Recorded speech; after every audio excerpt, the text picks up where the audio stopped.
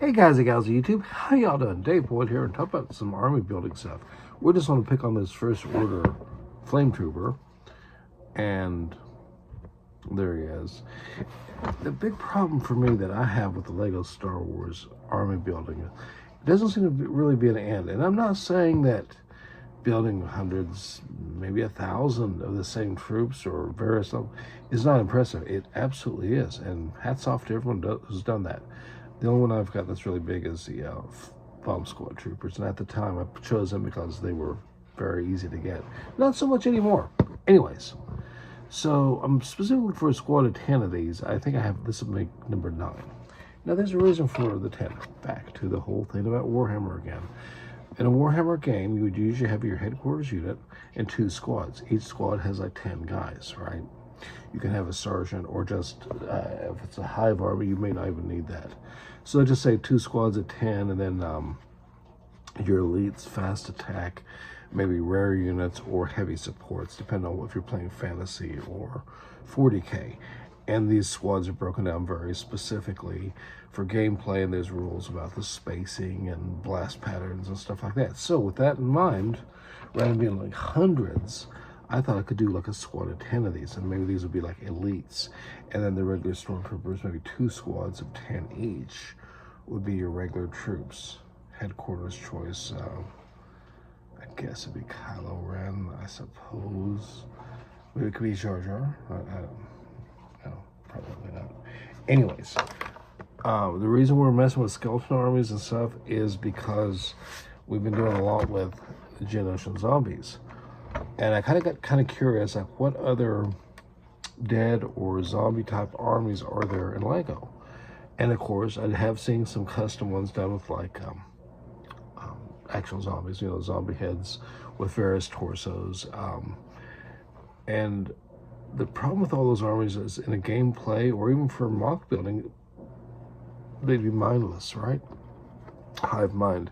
Just like in Star Wars, there's no weapons, they're just animations rather, of what they once were. A large channel called Duck Bricks dropped a very creative video on a skeleton army based on fantasy. Very imaginative, very, very well organized, and making a lot of sense. Very enjoyable video, really like that. And that's what got me thinking about, if I was doing a skeleton army, what would I want to do? And his army is great. But I was looking at a slightly different way. So, with that in mind, we got this right here. As mentioned before, zombie Geonosian. It's a horde army. It's kind of hard to build a staggered amount, and it's Star Wars, and I have no interest in leaving Star Wars or getting too much into something else. So I was thinking, what other armies are like kind of act like dead troops, or hive mind kind of troops? Well, Ninjago's Stone Army. Now, they were destroyed, but the Stone Army basically is the little terracotta figures, or sometimes large terracotta figures, that were buried in ancient feudal Japan with famous people, or even rich people that were dead, along with in China and other countries too. And that's what the idea of the Stone Army is, as I understand it from what Lego based on Ninjago. So an army of these guys would be kind of cool. It does not fit Star Wars or anything, and it's a little bit out of my interest here, although it would still be a cool army.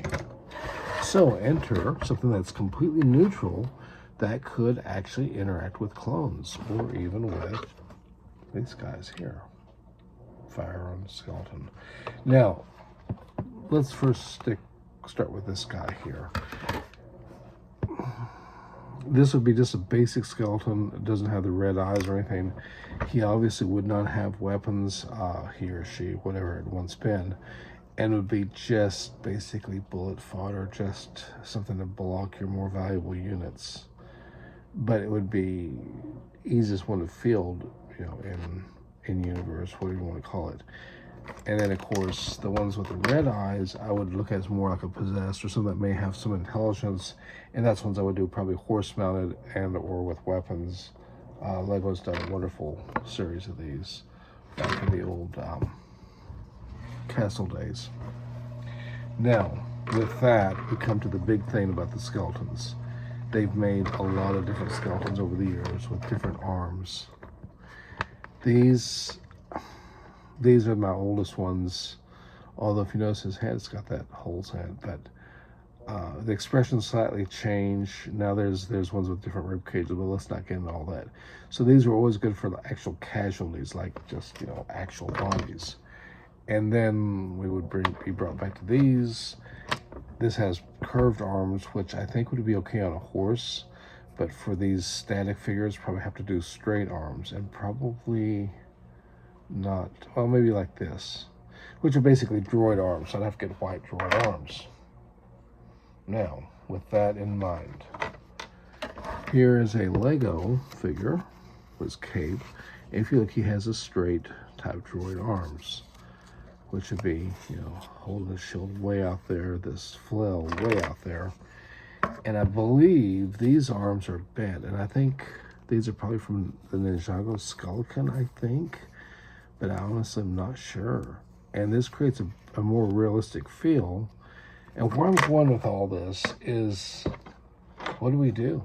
I mean, like this Lego skeleton here has a double, look how aggressive and how thick these arms are.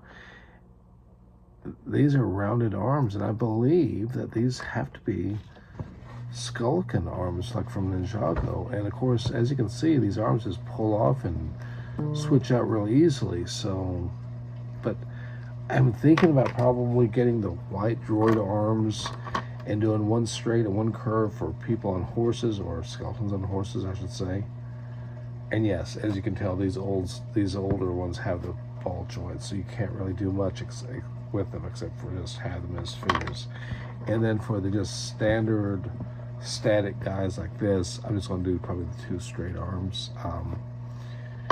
And the reason for one straight and one curved is to avoid this shield holding. So if he's on a horse, now I'm going to remove their legs when they're horse mounted and use clips, because otherwise they look like Evel Knievel riding on a motorcycle or something, and I don't like that look at all. I mean, that looks horrible. That looks absolutely trash. So I'm going to remove his legs. I did do a video where I showed that, and I'm going to have one arm curved to maybe hold a sword or maybe a stone axe on the end of the bone or something, and then a shield in the other hand maybe, or maybe nothing. I don't know.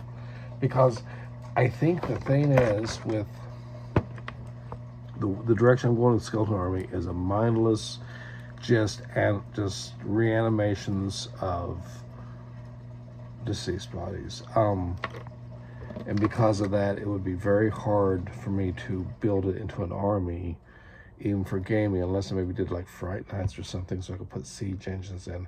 But this video has gotten way too long. It's just me yapping at this point, talking and talking and talking. But please give me a comment down below. What do you think? My idea of using the white droid arms, which is basically what these are. If you look, you can tell by the way they're jointed. And saving these heads for like more intelligent, and then the more traditional skeletons are just cannon fodder, really. But that's where we're at, and that's the plans going ahead on this one. And really appreciate all the views. It's a great community out there. Y'all stay safe. Till next time. Ciao.